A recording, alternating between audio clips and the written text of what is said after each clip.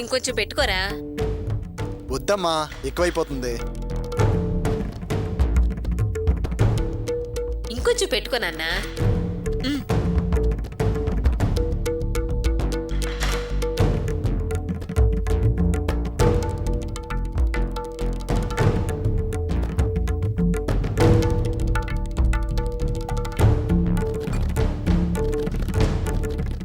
మధ్యాహ్నం ఏం జరిగింది? ఏం జరగలేదు. ఏంటి ఏం జరగలేదు? ఏది నా కళ్ళలోకి చూసి చెప్పు. నిన్ను మా అమ్మ తిట్టలేదు?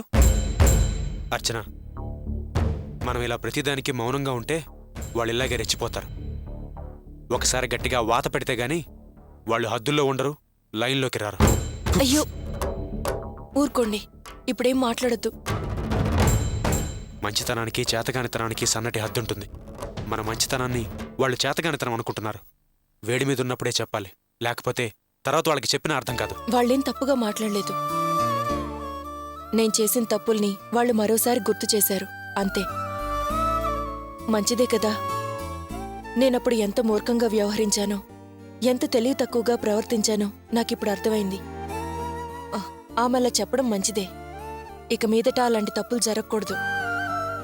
ముందు నువ్వు అన్నం తిను. సర్లే, నువ్వు అనవసరంగా ఈ విషయం గురించి బాధపడకు. అన్ని కష్టాలు తిరిగిపోయి మనం ఇప్పుడు సంతోషంగా ఉన్నాం. మనం ఎప్పటికీ ఇలాగే ఉండాలి. నేను తినడం కాదు, ముందు నువ్వు తినాలి. నేను తర్వాత తింటాను. మాట్లాడుతో.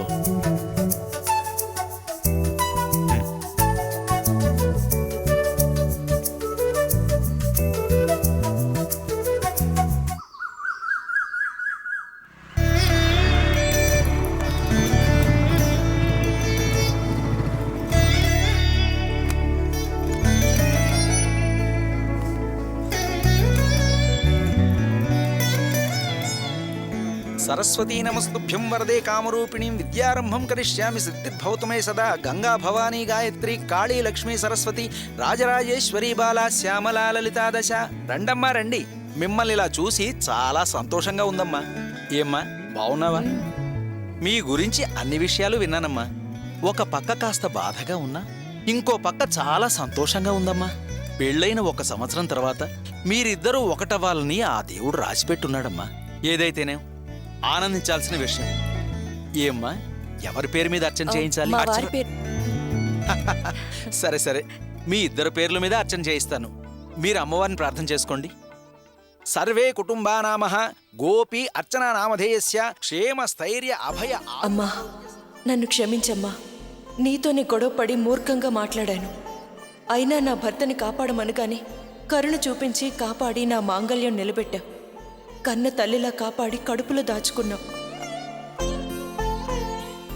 అమ్మా, మామూలుగా గుడికొచ్చి దండం పెట్టుకెళ్ళిపోదాం అనుకున్నాను. అప్పుడే నాకు నువ్వు అర్చన్ని చూపించావు. చూసిన మరుక్షణమే తను నా భార్య అయితే బావుండు అనే అభిప్రాయాన్ని నాలో కలిగించావు. ఆ తర్వాత నిజంగా అర్చన్ని నా భార్యని చేశావు.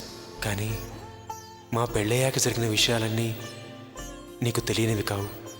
నీ మహిమతో మా సమస్యలన్నీ తొలగించి మేమిద్దరం భార్యాభర్తలుగా నీ ముందుకొచ్చి నిన్ను దర్శించుకునే అదృష్టాన్ని కలిగించావు. మనిషి చేసిన సాయం మర్చిపోలేనిదైతే కాళ్ల మీద పడి నమస్కరిస్తాం. కానీ ఈరోజు నా కళ్ళలో ఆనంద బాష్పాలు నింపిన నీ చల్లని చూపుకి నా మనసు నీ పాదాల దగ్గర దీవించమని పరుస్తున్నాను. నన్ను ఆశీర్వదించు తల్లి. జీవితాంతం మీ ఇద్దరం సంతోషంగా ఉండేలా మమ్మల్ని దీవించు తల్లి. నిత్యం నీ దీవెనలు మా వెన్నంటే ఉండాలమ్మా.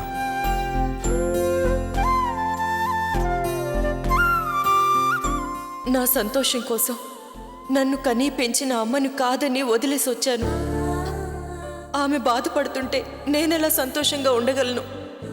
నా పరిస్థితి మా అమ్మకు అర్థమయ్యేలా చేసి నన్ను క్షమించేలా చూడు తల్లి.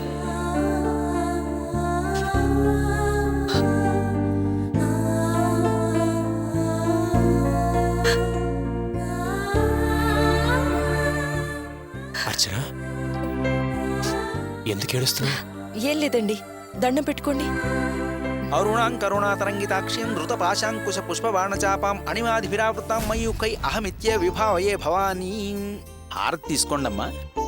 దీర్ఘాయుష్మాన్ భవ, మనోవాంఛా ఫలసిద్ధిరస్తు. దీర్ఘ సుమంగళిగా వర్ధిల్లమ్మా. తొందరలో మీరిద్దరూ ముగ్గురై ఈ ముగ్గురమ్మల కన్నతల్లి దగ్గరికి రావాలి. సుపుత్ర సుపుత్రికా ప్రాప్తిరస్తు. శతమానం భవతి శతాయుః పురుష శతేంద్రియే ఆయుష్యేవేంద్రియే ప్రతిధిష్టతి.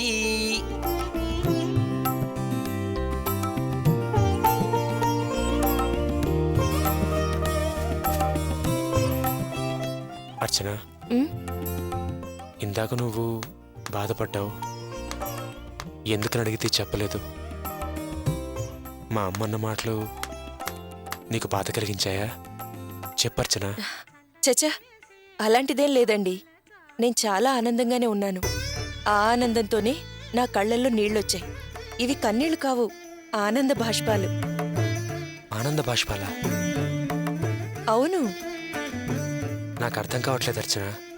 అంత ఆనందం దేనికి? ఇంతకు ముందు నా పరిస్థితి ఏంటో నాకే తెలీదు. దిక్కుతోచని స్థితి. కానీ ఇప్పుడు నాకంతా అర్థమైంది. నిజమేంటో తెలిసింది. ఇప్పుడు దక్కిన ఈ సంతోషమే అమ్మవారి ముందు అలా బయటపడింది. ఆ అమ్మే కదా నాకు ఈ ఆనందాన్నిచ్చింది. నా పెళ్లి కాకముందు, పెళ్లి వయసు దాటినా కూడా ఎప్పుడు పెళ్లి ఆలోచన నాకు రాలేదు. ఎప్పుడూ అమ్మ, నాన్న, అన్నయ్య, వదిన, చెల్లెలికి వండి పెడుతూ అమ్మకి సాయంగా ఉంటూ సంతోషించాను. అమ్మే నా గురించి బాధపడుతుండేది. కాని నాకు మాత్రం ఎప్పటికీ అక్కడే ఉండిపోతే మంచిదనిపించేది. అమ్మ చెప్పే వేదాంతం ఆశ్చర్యం కలిగించేది. కుటుంబం ముఖ్యం కాని కట్టుకున్నవాడు కాదు అనుకునేదాన్ని. పెళ్ళయిన తర్వాత కూడా నా భావనంతే. అందుకే అమ్మ వంక, కుటుంబం వంక నేను మొగ్గు చూపించేదాన్ని. కానీ నేను చేసిందెంత పెద్ద తప్పో నాకిప్పుడు అర్థమైంది. నీతో ప్రారంభించిన ఈ జీవితం నాకు జీవితానికి అర్థం నేర్పింది.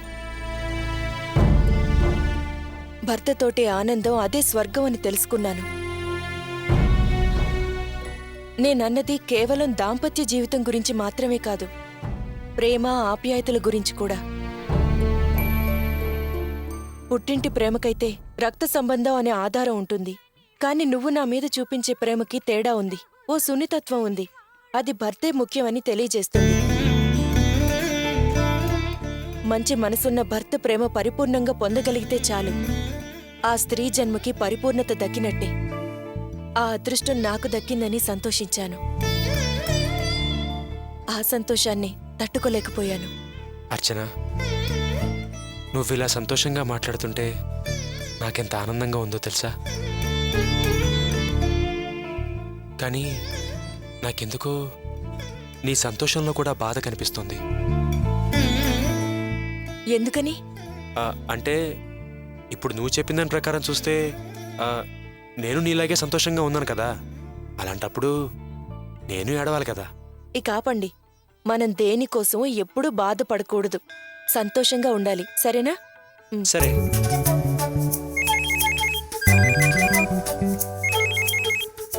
చెప్పరా. నేను ఈరోజు షెడ్కి రావట్లేదు. ఈరోజు బయట నాకు చాలా ఇంపార్టెంట్ పని ఉంది. ఈరోజు నాకు హాలిడే. మొత్తం నువ్వే చూసుకో. ఉంటాను. అదేంటి ఈరోజు షెడ్కి వెళ్ళట్లేదా? ఎందుకని? నీకోసమే. నాకోసమా? దేనికి? సాధారణంగా పెళ్ళైన వెంటనే మొగుడు పెళ్ళాలి పిల్లల్ని కంటారు కదా. కానీ మనకి ఓ సంవత్సరం పాటు బాగా గ్యాప్ వచ్చింది కదా. ఆ గ్యాప్ని ఫీల్ చేద్దామని. ఏంటండి మీరు? ఇది గుడి. ఆ విషయం మర్చిపోయారా? ఏం మాటలవి? చా. గుడైతే ఏంటి? ఇందాక పూజారన్న మాటే ఇప్పుడు నేను చెప్పాను. కాకపోతే ఆయన సంస్కృతంలో చెప్పాడు, నేను తెలుగులో చెప్పాను. అంతే తేడా. అర్చన, పూజారి చెప్పినట్టు జరగాలంటే మనం చెయ్యాలి. కావాలంటే పూజారిని అడుగుదాం. అయ్యో ఏంటండి, ఆపండి. అడుగుతారు. అడిగి ఇప్పుడు ఈ విషయం గుళ్ళో చర్చ పెడతారా? నన్నే కొడతావా? అయ్యో ఏంటండి మిమ్మల్ని. అబ్బా, అయ్యో అబ్బా అరే ఆపండి గట్టిగా కొడుతున్నావు. మిమ్మల్ని.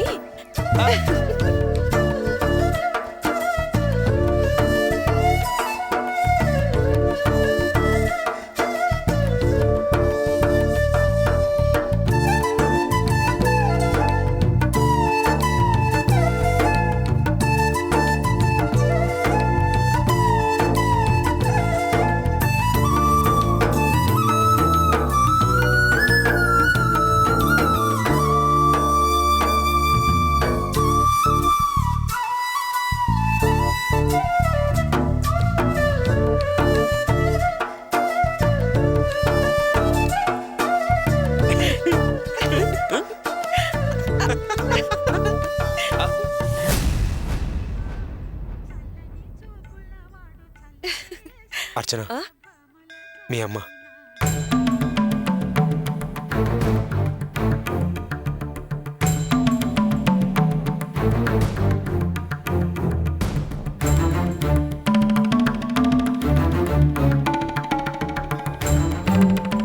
అర్చన వెళ్ళి మాట్లాడు. ఏం పర్వాలేదు, వెళ్ళి మాట్లాడు. వెళ్ళు.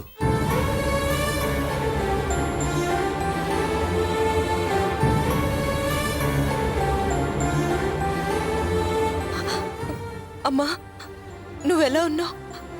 అమ్మ నాతో మాట్లాడమ్మా. నన్ను కనీసం తిట్టనన్న తిట్టు. అమ్మవారి పేరున అర్చన చేయించండి. అమ్మా అదేమిటమ్మా, అమ్మాయి అంతలా బతిమలాడుతుంటే ఒక్కసారి మాట్లాడొచ్చు కదా. అమ్మవారి పేరున అర్చన చేయించండి, నేను త్వరగా వెళ్ళాలి. అలాగే. అమ్మా అమ్మా అమ్మా మాట్లాడమ్మా. అమ్మా అమ్మా నీ కోపం రావచ్చు. నీ కోపం ఎంత న్యాయమైందో నా నిర్ణయం కూడా అంతే న్యాయమైందమ్మా. అమ్మా నిన్ను అవమానపరచాలని నేను అలా మాట్లాడలేదు. కావాలంటే చెంపలేసుకుంటాను. అమ్మ నాతో మాట్లాడు. ఏదో నోరు చేరాలో మాట్లాడేశాను. నన్ను క్షమించలేవమ్మా. అమ్మా అన్నయ్య నిన్ను ఎదిరించి పెళ్లి చేసుకున్నాడు. తన్ను అంగీకరించావు. కావ్య ఇల్లు వదిలి వేరే ఇంట్లో ఉండొచ్చింది. దాన్ని క్షమించావు. నేనంత తప్పు ఏం చేశానమ్మా? నన్నెందుకు క్షమించలేవు? ఇక్కడే ఈ స్థానంలోనే అమ్మవారి ముందు నిలబడి మొక్కుకున్నాను. నీ మనసులో నా మీదున్న కోపం పోవాలని, నన్ను క్షమించాలని. ఆ అమ్మవారు దయ తలిచింది. నువ్వు దయ తలచలేవా అమ్మా?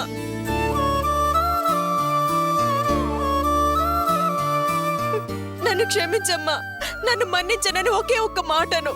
క్షమించమ్మా. మాట్లాడు అమ్మా. మాట్లాడమ్మా. మాట్లాడమ్మా. అమ్మా అమ్మా అందరూ వేడుకు చూస్తున్నట్టు మిమ్మల్నే చూస్తున్నారు. ఇప్పటికైనా క్షమించానని ఒక్క మాట అనొచ్చు కదమ్మా. మీరే నన్ను క్షమించాలి. నేనిక్కడికొచ్చింది నా ప్రశాంతత కోసం, నా మనశ్శాంతి కోసం. దాన్నెవరూ చెడగొట్టే ప్రయత్నం చేయొద్దని చెప్పండి. అమ్మా అమ్మా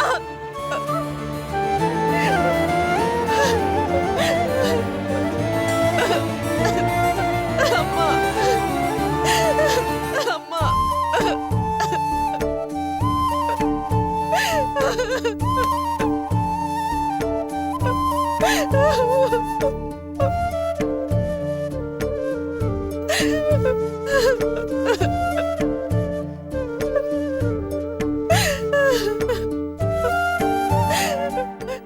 అర్చన బాధపడకు. మనిద్దరం సంతోషంగా ఉండడం అత్తయ్య గారు చూశారు. అది నేను గమనించాను.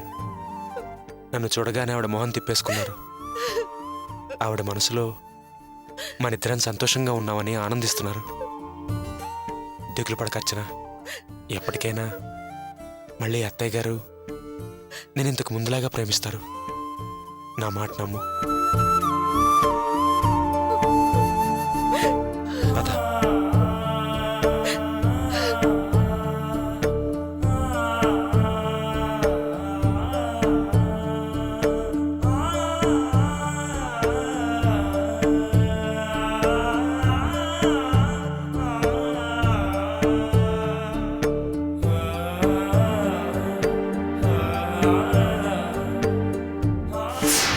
నేను అన్ని రకాలుగా అడిగి చూశానురా. ఆ పొలిటీషియన్ కుదరదంటే కుదరదన్నాడు. పోనీ డబ్బైనా తిరిగి ఇప్పించండి సార్ అని బతిమలాడాను. నో ఛాన్స్ అన్నాడు. ఎందుకంటే డబ్బు ఎక్కడెక్కడ ఇవ్వాలో అక్కడ ఇచ్చే కదా నీకు అపాయింట్మెంట్ ఆర్డర్ తెప్పించింది అన్నాడు. జాబ్ వచ్చినప్పుడు జాయిన్ అవ్వకపోవడం అది నీ తప్పు, నన్నేం చేయమంటావు అన్నాడురా. సో పని లేదు మనీ లేదురా. మళ్ళీ గవర్నమెంట్ జాబ్ కావాలంటే యథావిధిగా మళ్ళీ ఫస్ట్ నుంచి ఫైల్ విత్ మనీ మూవ్ చేయాల్సిందేరా. కథ మళ్ళీ మొదటికొచ్చింది. జాబ్ కావాలంటే డబ్బు కావాలరా. ఏంటి మామ ఎలా అయింది? గవర్నమెంట్ జాబ్ నీ గోల్, కానీ మిస్ అయిందే. లక్ష్యం అదేరా, కానీ ఏం చేస్తాం, బ్యాడ్ లక్. అయిపోయింది దాని గురించి ఆలోచన ఎందుకురా? పోయింది ఏదో పోయింది. గవర్నమెంట్ జాబ్ లేకపోతేనారా ఏదైనా ప్రైవేట్ జాబ్ ట్రై చేయి. లేదురా, ప్రైవేట్ అన్నప్పుడు నా పాత జాబ్ డ్రైవర్ జాబే బెస్ట్. అదే చేద్దాం అనుకుంటున్నాను రా. అదేంట్రా, డిగ్రీ పూర్తి చేసావు కదా, ఒక మంచి జాబ్కి ట్రై చేయాల్సిందిరా. చేయొచ్చురా. శాలరీ ఎంత ఇస్తారు? జస్ట్ 2-3 వేలు. అదే సరిపోతుందిరా ఫ్యామిలీ మెయింటెనెన్స్కి. అంతకన్నా ఈ ప్రైవేట్ ట్రావెల్స్లో చేరితే 6-7 వేలు వస్తుందిరా. పర్వాలేదు వీడు, పెళ్ళయ్యాక కాల్కులేషన్స్ బాధ్యతలు బాగానే తెలుస్తున్నాయి. రేయ్ తప్పదురా, ఇంట్లో మొత్తం 5 మంది, తిండి తిప్పలు ఇంట్లో ఖర్చులు. రేయ్ ఓ పక్క డబ్బులో పుట్టి డబ్బులో పెరిగిందిరా రేవతి. తను బాగా చూసుకోవాలి కదా. Shampoos, soaps, hair oil, cosmetics వీటికే చాలా అవుతుందిరా. అరే మావా, ఒక 1000 రూపాయలు ఉంటేవరా. ఒరేయ్, నిన్నే కదరా వీడి దగ్గర 1000 రూపాయలు పట్టుకెళ్ళు. రేయ్ ఫ్యామిలీ మెయింటెనెన్స్ అంటే మాటలు కాదురా, ఎంత ఖర్చు అవుతుందో తెలుసా? నా సమస్య మీకెలా అర్థం అవుతుందిరా? ఒరే, నీ జీవితం భస్మస్వర అస్త్రంలా నీ చేతులారా నువ్వే నాశనం చేసుకున్నావురా. కరెక్టేరా, ఆల్మోస్ట్ అంతే. డోంట్ వరీరా, ఇప్పుడు నువ్వు పెట్టే ఖర్చులన్నీ తర్వాత అసలు వడ్డీతో కలిపి తీసుకుందులే. అసలు వడ్డీనా? అదేలారా, వాళ్ళ మామగారిని చూస్తే నీళ్లు కుమ్మరించుకొని కూతురే చచ్చిపోయింది అంటున్నాడు. మరి ఇంకెలారా వచ్చేది? నువ్వేం దిగులు పడవలసిన అవసరం లేదురా. నీళ్లు పోసుకుంటే పోసుకున్నాడు, మళ్ళీ తుడిచేసుకుంటాడులే. ఒరే, రేవతి వాళ్ళకి ఒక్కగానొక్క కూతురు. ఆస్తి పంచమని ఒక్క లాయర్ నోటిస్తే చాలు. వీడొకడు కాలువ దాటం కష్టంగా ఉందిరా అంటే గోదావరి ఈదు అన్నాడంట. రేయ్ ఇల్లు గడవడమే కష్టంగా ఉందిరా అంటే కోర్టుకి మన సలహా ఇస్తున్నావా? అరే మావా, నేను నిన్ను ముందడిగిన డబ్బిస్తే నేను ఇంటికి వెళ్తానురా. రే, 1000 రూపాయలు లేవు కానీ 500 ఉన్నారా? లేకపోతే ఏం చేస్తావురా, ఉన్నవాడితోనే అడ్జస్ట్ అవుతాం. దోస్త్ మేరా దోస్త్. రే, ఏంట్రా ఇది? వీడి ఫ్యామిలీ మెయింటెనెన్స్ మనల్ని పోతున్నాడు. హలో మై డియర్ ఫ్రెండ్స్, మిమ్మల్ని నమ్ముకోనేరా నేను డేర్గా లవ్ మ్యారేజ్ చేసుకుంది. ఫ్రెండ్షిప్ అంటే హెల్ప్ కూడా చేయాలమ్మా, అప్పుడే అది ట్రూ ఫ్రెండ్షిప్ అనిపించుకుంటుంది. స్నేహమేరా జీవితం, స్నేహమేరా శాశ్వతం.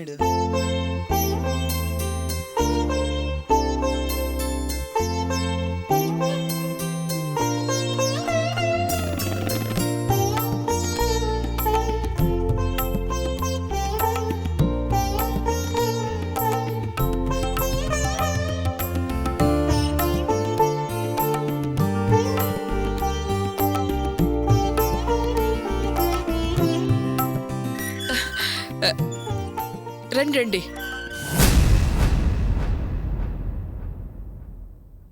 మిమ్మల్నేనండి, రండి.